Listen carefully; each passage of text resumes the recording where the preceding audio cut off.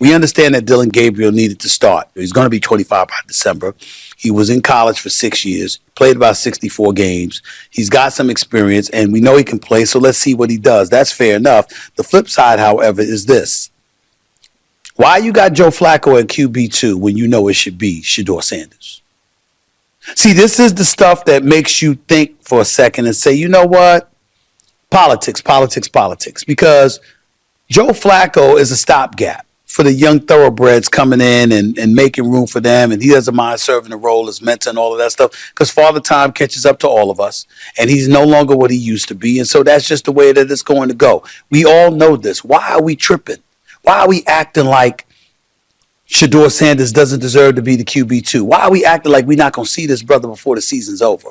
Because unless Dillon Gabriel goes out there and play lights out, you know the Cleveland Browns are going to insert Shedeur Sanders at some point, and I think it's going to be maybe not sooner than later, but I don't think it's going to be too late before we see that. So what's the problem?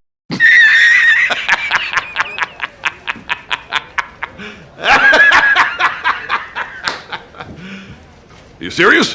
Seems like it. At least it seemed like Stephen A. Smith was indeed serious about his take on Shedeur Sanders. Clearly, Stephen A. Smith did not realize that Shedeur Sanders was initially listed as the QB3 on the Browns depth chart. This is Sports Guy talking that you guys are watching and listening to.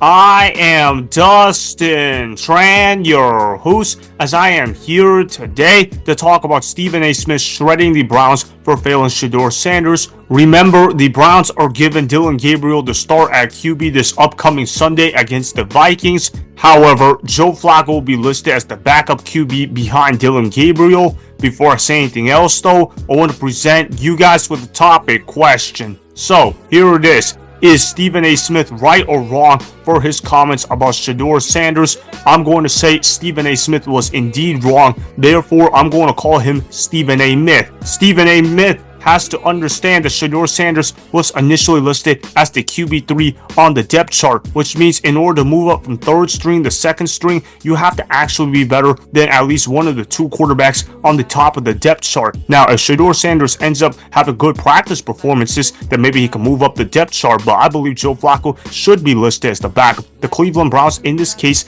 actually made the correct decision to put Joe Flacco in as their backup quarterback. Just think about it. If Dillon Gabriel were to get injured, who do you trust more in the middle of a game to get through a victory? Joe Flacco or Shedeur Sanders? I'm trusting Joe Flacco off the bench more than I'm trusting Shedeur Sanders. And this is not a hate on Shedeur Sanders type of thing. I believe Shedeur Sanders has a lot of talent in his game. I believe Shedeur Sanders has the capability to be a solid starter in the National Football League if he is set up in the perfect environment. However, the Cleveland Browns are not a perfect environment, and Shedeur Sanders is just a rookie. Give Shedeur Sanders time on the bench to develop. Obviously, Joe Flacco is not that good of a quarterback anymore, but we're talking about a backup quarterback who could come in the game for a half and give the offense a pinch. I'm trusting Joe Flacco over Shedeur Sanders. I believe the Cleveland Browns made the right decision to list Joe Flacco as the backup quarterback on the depth chart. And also think about this as well. Who can mentor Dillon Gabriel better, Shedeur Sanders or Joe Flacco? The answer to this question is pretty obvious. Joe Flacco can mentor Dillon Gabriel better than Shedeur Sanders can. Now, just because Shedeur Sanders is listed as the QB3 on this depth chart, that doesn't mean I don't believe in Shedeur Sanders. That doesn't mean the Cleveland Browns don't believe in Shedeur Sanders.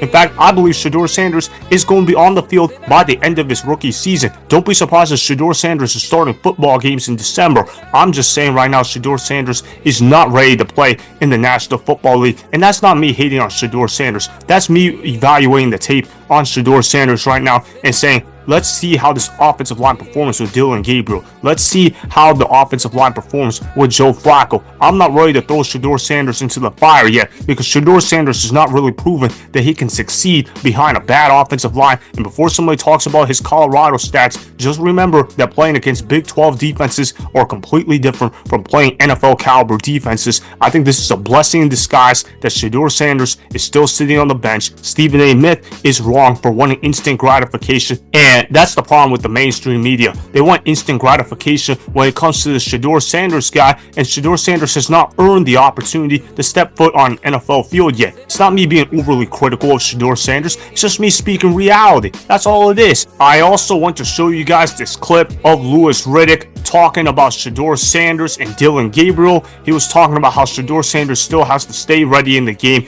in case Dillon Gabriel gets injured or if he does poorly in his performance. I like the advice Louis Riddick had to say, albeit he sounded like a Deion Sanders puppet. Nonetheless, though, it was useful advice. Roll the film.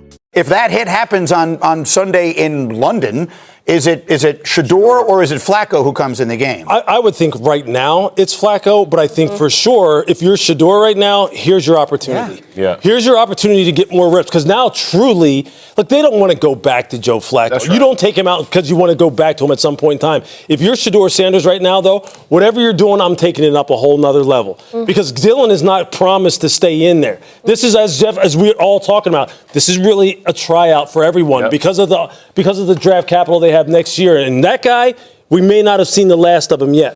Well, maybe. You're just making excuses.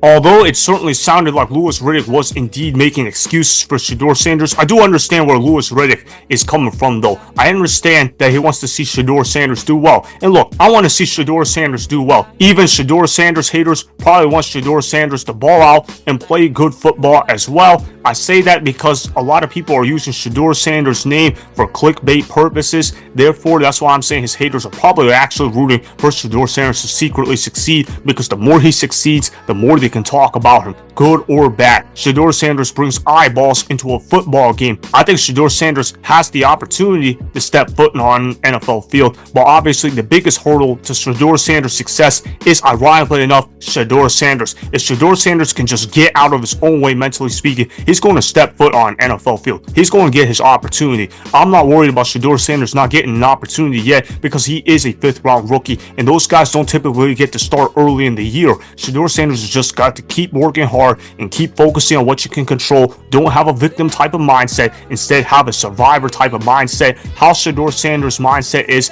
going to determine the amount of success he will have in the National Football League. I'm excited to see what Shedeur Sanders can do if he is given the opportunity, but I'm also excited for Dillon Gabriel to get his opportunity on the Cleveland Browns. I don't think Dillon Gabriel is going to succeed with the Browns. I just don't see that happening whatsoever. I don't think his skill set fits very well for what the Cleveland Browns need at the quarterback position. And I understand Stephen A. Smith's frustration regarding the Shedeur Sanders situation, but at the end of the day, Shedeur Sanders was listed as the QB3 on the depth chart to begin with. So to expect Joe Flacco to go from QB1 to QB3 within a week, that was a pretty unreasonable take. We all know that we would rather have Joe Flacco as a backup than Shedeur Sanders in case something were to happen to Dillon Gabriel in the middle of a football game, because those same people that are crying about Shedeur Sanders being QB3 right now, they would be crying right now Shedeur Sanders had to come off the bench, and they would be saying, oh, Shedeur Sanders didn't have an opportunity to prepare with first team reps whatsoever during the week. Look, you can make a bunch of excuses as much as you want, but if I'm Shedeur Sanders, I'm choosing to control what I can control. If he can do that, then I think he will get on the field sooner rather than later. And don't be surprised if Shedeur Sanders actually plays pretty good football, because he is a talented quarterback and he does have what it takes to be successful in the NFL, but it's all about his brain. If he can do that, then he's going to be a successful player. So that is why Stephen A. Smith is wrong for his comments about Shedeur Sanders, as it was already made clear Shedeur Sanders would not be the QB2 for the Browns at this current moment. Remember, go ahead and subscribe to Sports Guy Talking, like the video, and please comment down below. If you guys do that, I may shout you guys out in my Instagram story every Monday. That'll be for the @DustinStran Instagram account. Make sure to follow me on Instagram @DustinStran and at Sports Guy Talking. Also, go follow me on Twitter @DustinStran. Again, go ahead and do those things that I just told you guys to go do. Hopefully, you guys enjoyed the content that was just produced. Peace out. I hope you enjoyed that video. Want more Sports Guy Talking, the home of great sports content? Make sure you click that subscribe button to get the latest from Sports Guy Talking. Go ahead and like the video, comment down below, check the description box on the video in order to follow my Instagram and Twitter. Also, be sure to check out more of the best clips from the YouTube channel, Sports Guy Talking.